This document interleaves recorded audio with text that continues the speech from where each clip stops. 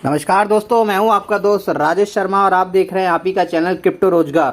तो आज कुछ बड़ा अपडेट निकल के आ रहा है जिसके बारे में हम लोग बात करेंगे। जैसा कि आप सब लोगों को पता है कि बजट सेशन फर्स्ट पार्ट में क्रिप्टो पर 30% का टैक्स लगा दिया गया था और उसका 1 अप्रैल से इम्प्लीमेंटेशन चालू भी हो जाएगा। बट 14 मार्च से लेके 8 अप्रैल तक बजट का सेकंड सेशन चालू हो चुका है और उसमें कुछ क्वेश्चन पूछे गए हैं गवर्नमेंट से, जिसको लेके अगर ये सारी चीज़ें आंसर की जाती हैं तो बहुत जल्दी हम लोगों को ये क्लियर हो जाएगा कि कब तक क्रिप्टो का रेगुलेशन और कब तक क्रिप्टो की सारी चीज़ें इम्प्लीमेंट हो जाएंगी। तो इन क्वेश्चन को थोड़ा समझने की क्वेश्चन करते हैं कि आखिर पूछा क्या गया है। तो सबसे पहले कोई मिस्टर श्री कार्ति चिदम्बरम हैं, उन्होंने पूछा है कि सबसे पहले आप ये बताइए कि जो क्रिप्टो करेंसी का करंट लीगल स्टेटस है वो क्या है। तो ये बहुत बड़ा क्वेश्चन है अपने आप में। बहुत सारे लोग अभी इस चीज़ को लेके कंफ्यूज्ड हैं कि क्या ये इंडिया में लीगल है या इलीगल है। दूसरा एक बड़ा क्वेश्चन पूछा गया है कि जो लोग माइनिंग करते हैं उनका इंफ्रास्ट्रक्चर कॉस्ट जो माइनिंग को करने में आता है, यानी जो वो सेटअप लगाते हैं, क्या वो कॉस्ट ऑफ एक्विजिशन में आएगा या नहीं, क्या उसकी डिडक्शन ली जा सकती है या नहीं।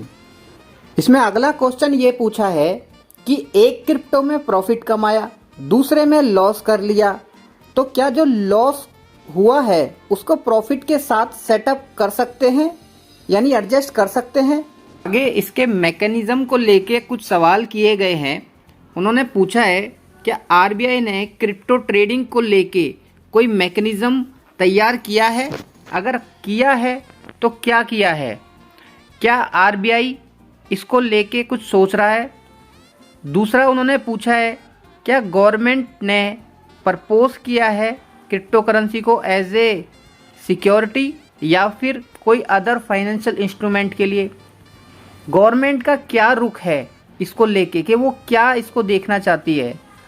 अगला उन्होंने पूछा है क्या गवर्नमेंट ने कोई स्टेप उठाए हैं इसके फॉर्मूलेट को लेके, इसके रेगुलेशन को लेके, इसके अंदर ट्रांसपेरेंसी के लिए रेगुलेशन हो गया, बहुत सारी चीज़ें इसके अंदर आ गई आपकी। क्या डिजिटल करेंसी और क्रिप्टो करेंसी के अंदर अगर बैनिंग की कोई वो है विचार गवर्नमेंट का तो वो क्या है। अगर बैन करते हैं तो इन्वेस्टरों के हित के लिए गवर्नमेंट ने क्या सोचा है। तो ये सारी बातें एक मैकेनिज्म से पूछी गई हैं और जैसे ही इसका जवाब आएगा तो सारी चीज़ें, सारी पिक्चर एकदम से क्लियर होने वाली है। नेक्स्ट, क्रिप्टो करेंसी में जो मनी लॉन्ड्रिंग हो रही है उसके लिए श्री राकेश सिंह ने फाइनेंस मिनिस्टर से पूछा है कि क्या गवर्नमेंट को पता है कि क्रिप्टो का यूज़ मनी लॉन्ड्रिंग में हो रहा है और साइबर क्रिमिनल के द्वारा हो रहा है। अगला उन्होंने पूछा है अगर गवर्नमेंट को ये सब पता है कि क्रिप्टो में ये सब हो रहा है तो गवर्नमेंट ने क्या सोचा है इसके लिए। फिर उन्होंने बोला है क्या गवर्नमेंट ने उन लोगों को आइडेंटिफाई किया है जो लोग इन सब क्रिमिनल एक्टिविटी में इन्वॉल्व हैं।